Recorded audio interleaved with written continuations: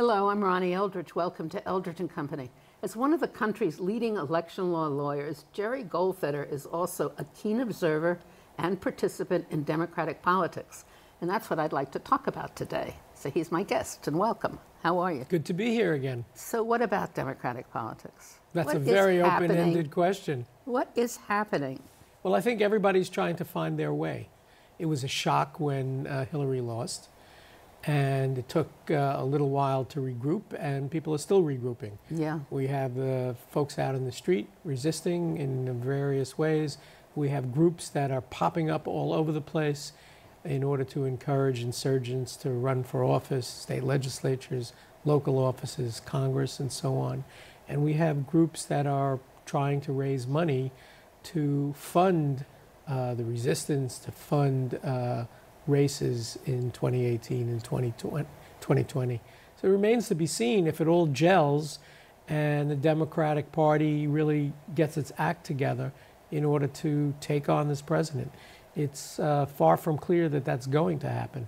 It's very clear, though, that everybody doesn't like Trump. Everybody you and I might know. I mean in the Democratic Party. Yes. Yes, that's true. That he's the object of it. But the Congress, I mean, people think so lowly about everybody. That's not the good word, but you know, Congress, the Democrats in Congress aren't thought of any higher than the Republicans.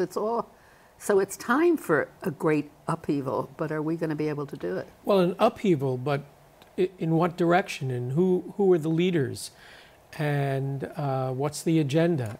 It's very unclear. If Hillary had won, we would have had the White House. There would have been an agenda. Everyone would have assumed that there was order in the Democratic Party, that there was a pragmatic, progressive agenda there. But without her, without the White House, without the Congress, it seems that the Democratic Party is somewhat adrift. We have the Democratic National Committee. We have these various groups. We have, as I say, people just wanting to be involved and being angry and so on. You know, the Republicans have been very smart about coalescing behind a few people, raising money, and planning out what their agenda is. Democrats have been much less so. And so I worry that come 2018, we don't have a real field of Democratic candidates. We have a lot of United States Senate seats that we are defending. It looks like we might lose some of those United States Senate seats. Every day people are saying, well, who's going to be the presidential candidate in 2020?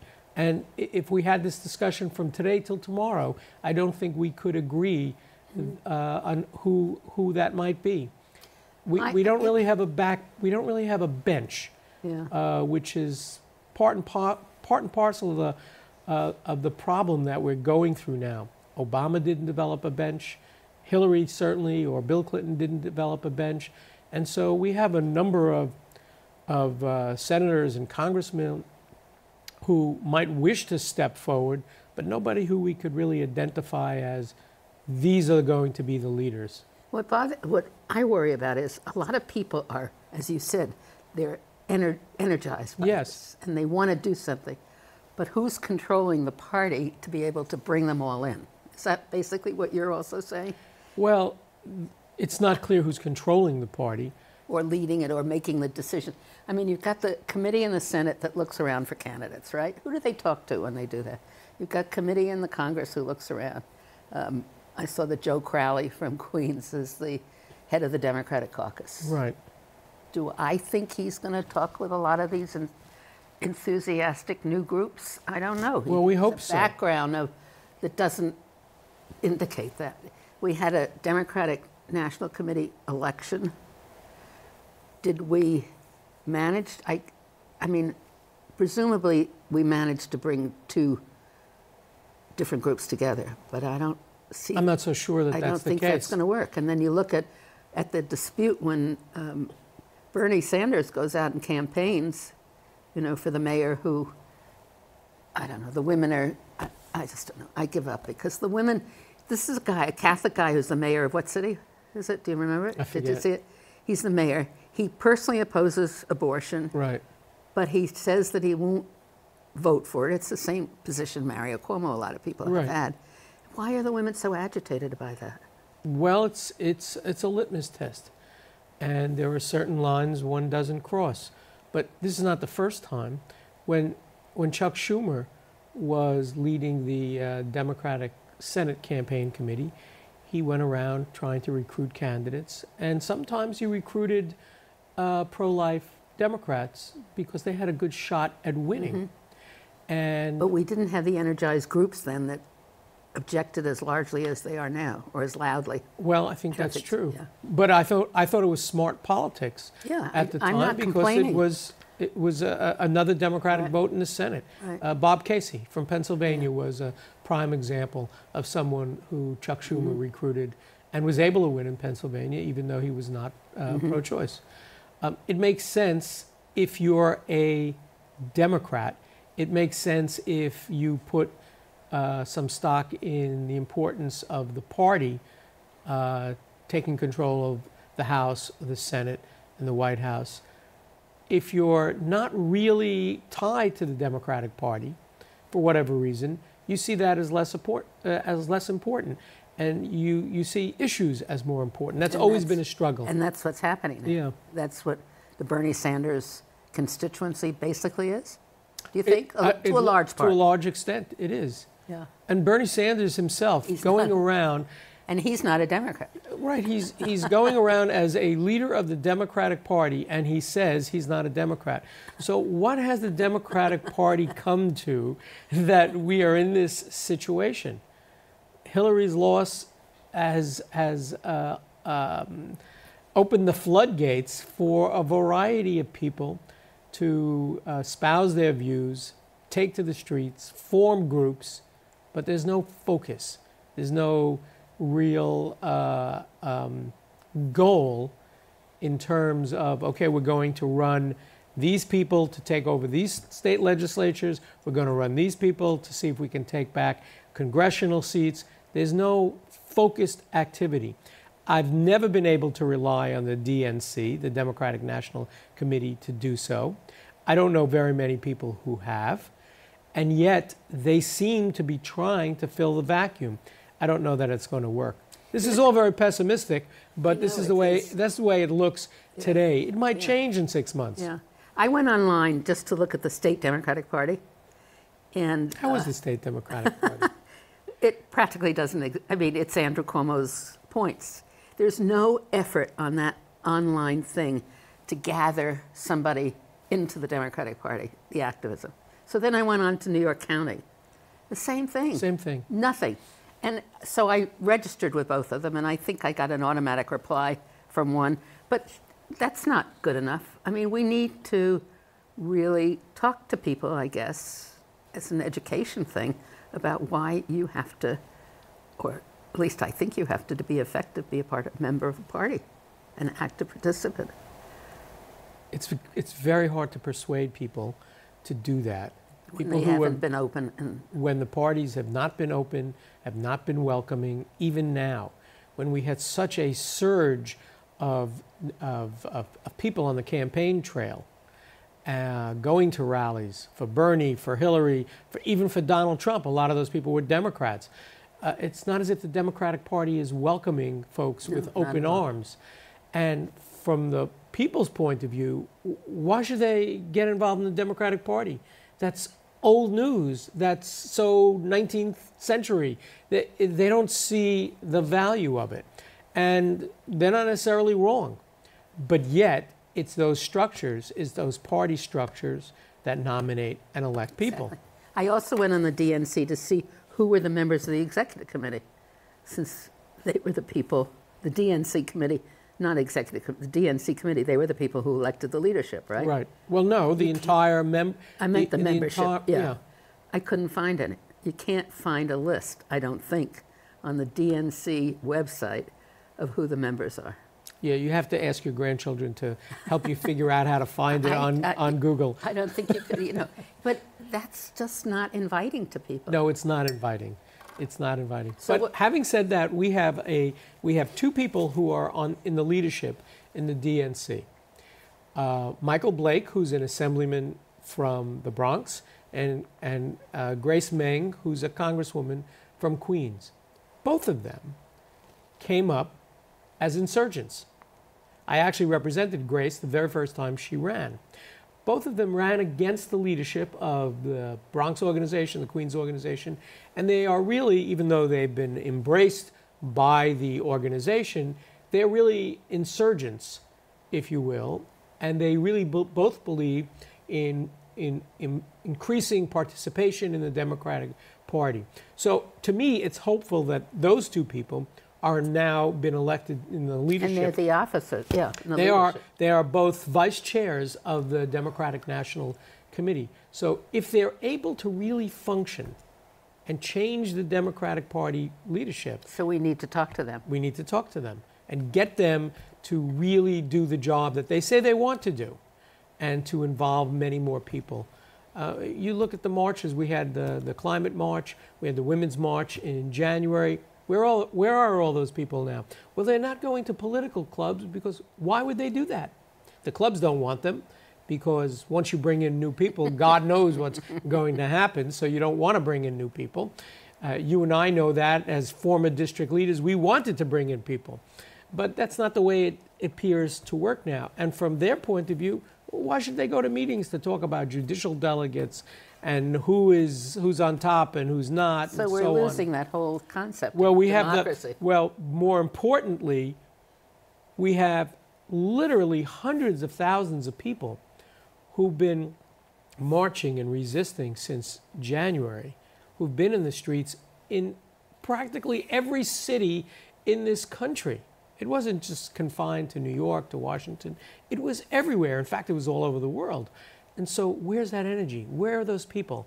How are they getting, what involvement is going to happen? And the people who go to the offices of the members of the Congress, those are motivated people. That's right. These people who are showing up at the town halls of the various congresspeople. So is the answer to look for a candidate for 4 years from now and build it around the candidacy? Well, no. I mean, that's a problem that has occurred in the past. Right. The answer, of course, is maybe. Where I'm focusing my attention is trying to provide, establishing a network of election lawyers and other campaign professionals to provide pro bono services for people who have never run for office, who want to run for the state legislatures, who want to run for local office and even Congress, in order to take back the party and take back the Congress and the state houses and so on. We want to encourage people to do it. We want to encourage quote-unquote neophytes to run for office because in and of themselves, they will change the tenor, the dynamic of these positions. I always feel it's sad that I live in New York because, you know, I mean, with the council, you've got the term limits, so you got a turnover, which I don't know if it's good or bad. But in the state legislature and other places, it's very hard to bring new people in. It's very difficult. First of all, the laws are such that make it really difficult for people to run for office. They've been liberalized to some degree, so you don't need 1 million signatures to get on the ballot, and you don't have to. The people who are making the laws don't want to open them up. Well, of course not. But we know that. We take that. No, we're not trapped. We take that as a given, and we teach people how to navigate the laws in order to be able to run for office. But then, of course, they have to raise money in order to be competitive. Well, in New York City, we have a great public matching program for that. And it's enabled a lot of people who ordinarily wouldn't have been able to run, actually to run. If we had that in the state, we'd have a lot more competition. Right. No, you're right. But are we ever going to get it in the state? I wouldn't bet my life on it. So do you see any of the people that you read about or know who are potential candidates 4 years from now? I think Tim Kaine would be a great president. I think Sherrod Brown would be a great president. I don't know if either one of them are interested or viable. I'll assume that Tim Kaine might be interested. After all, he ran for vice president. Cory Booker has talked about it. Whether or not any one of those senators are capable of being president, it's hard to know. But then again, look what we have now. I think anybody with any common sense could be president, it seems to me. The guy from Connecticut, he seems to be around a lot. What's his name? A senator? Murphy. Yeah. Murphy. Yeah. And O'Malley from former Governor O'Malley Yes, from Maryland, yeah. who ran briefly for president, and he was a very impressive guy. Yeah. All the oxygen in the room was taken by Hillary and Bernie, but he was a very impressive candidate. Right. So we so have. There are some people. Yeah. Kamala Harris, the new United States Senator from. She's really impressive, isn't she? She's terrific, and she was a great Attorney General of California. Yeah. So there are people. I don't know that they're ready to be president, whatever that means. Well, Maybe it doesn't mean as much as it used to. Yeah. I listened to an interview with the people who wrote Shattered. Is that the new book about Hillary Yes, I'm in the middle of it. Are you? I just got it, so I'm going to read it. But they seem to feel that the choice of whatever his name was, the vice president, wasn't... Kane. Yeah, that if they had taken Sherrod Brown, it would have been a more successful ticket. Oh, I don't know about that. Yeah, it's interesting. I mean, I didn't, anyway. Campaigns are not, the presidential campaigns are not won or lost by vice presidential candidates. Yeah. And that campaign was run tightly from the top. So I don't know that it mattered who the vice president Anyway, was. what are we going to do about this president? I mean, this is really terrifying, right? And ridiculous. Because it seems to me, I mean, it doesn't take much to see that he's totally unable to do this. That's right. Well, we're going to have to live through it and rely on congressional Democrats to hold the line. Chuck Schumer is nothing if he's not wily and savvy and very bright. And frankly, I'm very pleased that he's there in that position. It would be better, of course, if he were in the majority.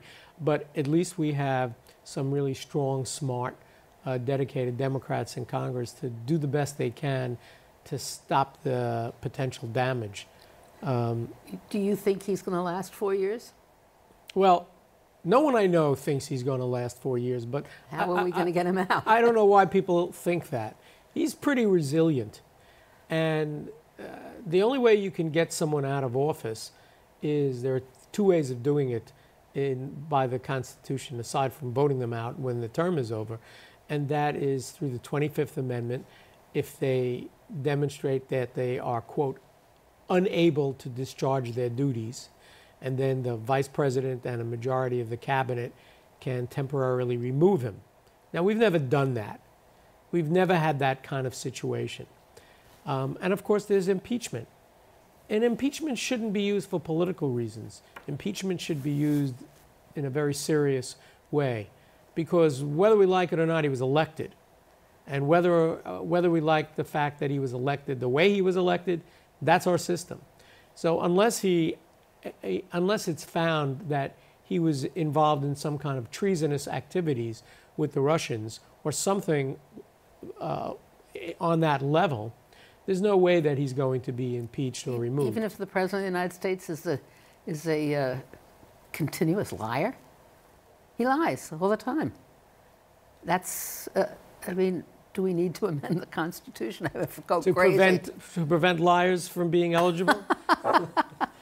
It's just, I mean, this latest thing about advertising Mar-a-Lago on the State Department website, all these kinds of things that go on. Well, so there's a little clause in the Constitution that says the emolument clause. Yeah. The president. What does emolument mean? It means, the word. Essentially, it means that you're getting a benefit.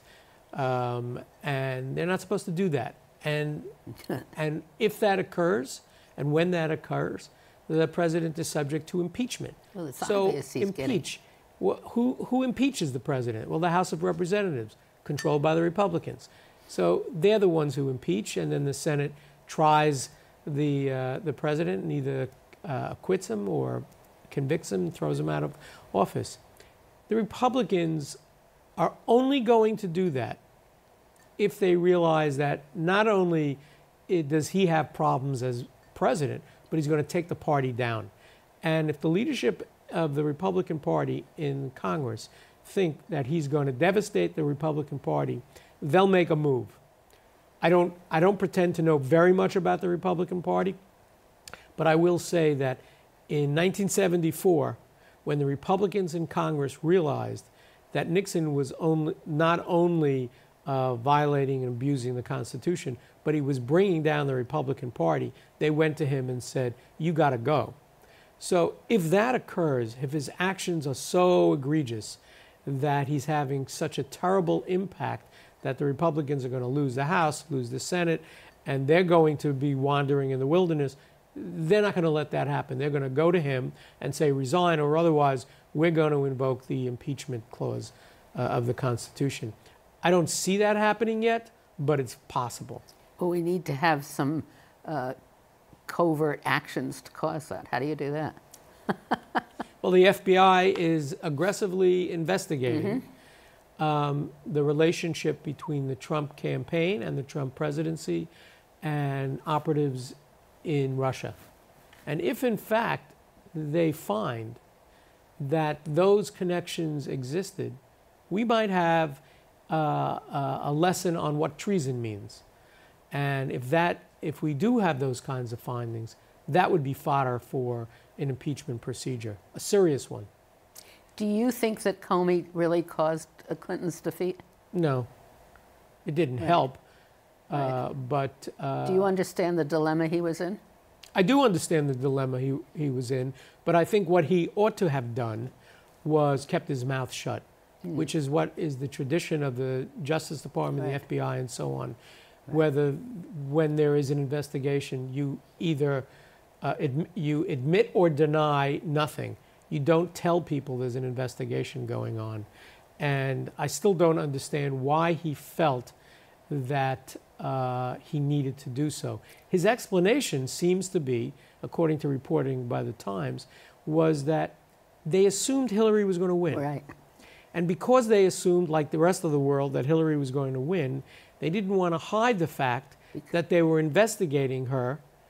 Again, yeah. And therefore, they were throwing the election in her favor. Because so he figured he was not, I guess he figured, he wasn't going to harm her because she was going to win. And yet, he certainly didn't help. And he was afraid of the Republicans after her victory, Right. of their continuing investigations and committee Right. hearings. Right. Yeah. It was a conundrum for him. I really agree. Yeah. It was a serious But should he issue. have not? Should he have, when he acknowledged that, should he have said they're also looking at Trump? Who knows, right? The Russians. Well, he should have. Yeah. If he was going to be even-handed, but they all thought that Hillary was going to win, and at least as it's been reported, Yeah. and that's why they made the decision. But I don't think that, although it didn't help, I don't think that's what really did it. Yeah. The fact that the Hillary campaign didn't really go into Wisconsin and Michigan and Ohio, and the other side really focused in on it, Yeah. It was and they succeeded. something. Do you think that the former President Obama, do you agree with him about not attacking Trump or mentioning Trump? I think that's what presidents generally do. I think that's their own developed respect for the office. Unless there's something egregious going on, they'll give the new president room to carry out their policies, make their own mistakes without weighing in. Right. He has been criticized for not, which I think is unfair. I agree with you. Well, Is he looked upon as the leader of the party? I don't think so. No, I don't think so. he never was. Right? During his tenure, he did nothing for the party at all. He sucked out all the resources from the Democratic National Committee and put it in Organizing for America, his own party, if you will. I just got a fundraising appeal from Organizing for America today. Yeah? Did you Yeah. give in any money? Not yet. So let's get a little positive because we're almost at the end of the program. Okay, let's do that. What can we be positive about? We need to encourage people to really to join the Democratic Party, their local party organizations, and be involved and turn it around. Democrats need to be aggressive and honest and direct about policies we disagree with and candidates and public officials who we don't think are serving us. It's taking a party that, or a process that is not popular, but it needs a whole education process, It does. doesn't it? You need to, I mean, people who voted for the Green Party or for this party instead of voting for Hillary also cost the election, or could have. Yeah, I don't think they did. But people don't understand the necessity of being part of a major party. At least I think that's the case nationally. I'm not sure it's the case other places. No, I think it is. I think it is the case. It's a problem. But educating people about the importance of the Democratic Party is very difficult when we have a lot of leaders in the Democratic Party who are not welcoming people, and where the institutions don't really provide the opportunities for new people to be involved. That's the real shame of the Democratic Party. It's the oldest political party in the world, actually. Really? And yet, it seems that there's a bottleneck. We want people to vote Democratic, but don't join us, because then you'll change the leadership, and those in leadership fear that. Mm-hmm. Well, so people should what? People should swarm into Democratic Party meetings. They shouldn't just go to their congressional if they can town find meetings. Any meetings. Well, they don't even meet. That's the problem. All right, so let's take over the party, right? Exactly. And people can do that. Absolutely. Especially at a local level. It's an empty shell waiting to be filled by people like you and me, and people a lot younger than us with a lot more energy and good creative ideas. People. Yeah. Well, thank you, Jerry Goldfeder. Always good to see you. Let's hope for a good future. Yes. Okay.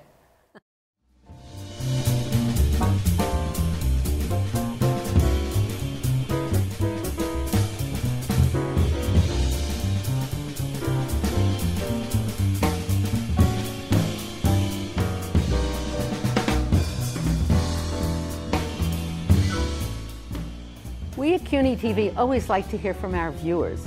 So if you have any subjects you'd like to explore or people you'd like to hear, please let us know. Write to us at CUNY TV, 365 Fifth Avenue, New York, New York, 10016, or go to our website, cuny.tv, and click on Contact Us. We look forward to hearing from you.